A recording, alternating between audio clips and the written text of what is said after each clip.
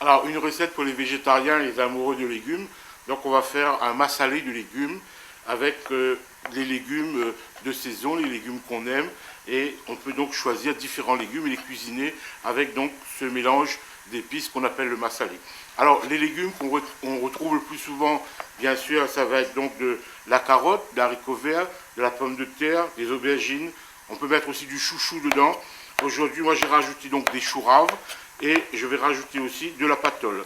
Alors, la patole, c'est donc une plante qui va lianer, donc une cucurbitacée, et qui va donner des grands légumes, un peu comme une courgette, mais beaucoup plus grande, et qui va s'enrouler sur elle-même lorsqu'elle va mûrir, elle va devenir un peu plus vieille.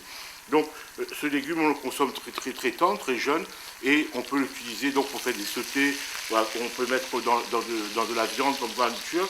Et aujourd'hui, on va l'utiliser comme légume à part entière, et on va mettre ça dans notre mélange de légumes. Alors une méthode très simple pour réaliser donc ce légume mélangé au massalé. Donc dans de l'huile, on va faire revenir toutes les épices et la garniture aromatique. Et ensuite, lorsque cette huile sera bien parfumée, on va mettre donc notre mélange de légumes et on va mouiller et on va laisser cuire tout simplement.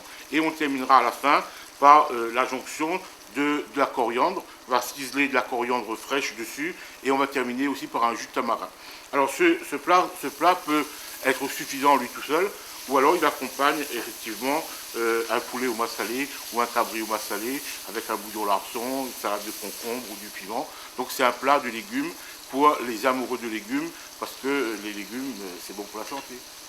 Alors bien sûr, une technique de cuisine connue, hein, lorsqu'on a un mélange de légumes, bien sûr, il faudra le mettre dans un ordre bien précis. On va commencer par les légumes les plus durs. Aujourd'hui, donc, ça va être le chou rave et la carotte, ensuite l'haricot vert.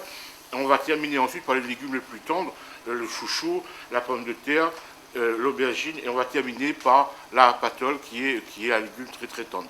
Et ces légumes doivent être cuits ensemble, mais ça ne doit pas se transformer en purée. Chaque légume doit garder sa texture, sa forme, afin que lorsqu'on va le manger, on va retrouver la saveur de chaque légume dans ce plat. Même si tout est mélangé, chaque légume va garder son goût, et bien sûr avec le goût de la sauce et des épices, on pourra déterminer le goût du chou rave, le goût de la patole, et c'est ça, on va dire, un curry légumes bien mélangé, c'est quand on arrive justement à déterminer le goût des différents légumes, même si c'est cuisiné dans une même sauce, un même mélange. Pour la cuisson de ces légumes, donc on fait revenir dans de l'huile, on met des feuilles de caloupilé, une petite poignée de graines de cumin, une petite poignée de graines de moutarde, des oignons, on laisse bien roussir les oignons, on rajoute ensuite donc du piment écrasé, du gingembre, de l'ail, on mélange bien, on laisse suer quelques instants, et on met ensuite donc de la tomate avec le curcuma et le massalé. Alors on met une bonne dose de curcuma, une bonne dose de massalé, parce que là on va utiliser beaucoup de légumes, il faut que les légumes soient bien parfumés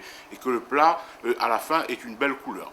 Quand la tomate a été bien cuite, on va donc rajouter les légumes. Alors on a rajouté donc dans l'ordre, on a mis les choux raves, parce que ce sont les légumes les plus durs, avec la carotte, les haricots verts. Alors on va laisser cuire ce mélange quelques instants et on va mouiller à l'eau froide tout simplement.